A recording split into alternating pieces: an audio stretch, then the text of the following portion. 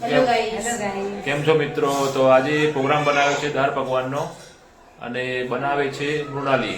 તો ચાલો જોઈએ કેવી રીતે બનાવે છે. પહેલા ચણાની અને મોગર દાળ 2 કલાક પલાળી રાખી અને એના પછી અમે એને બાફી દીધી છે.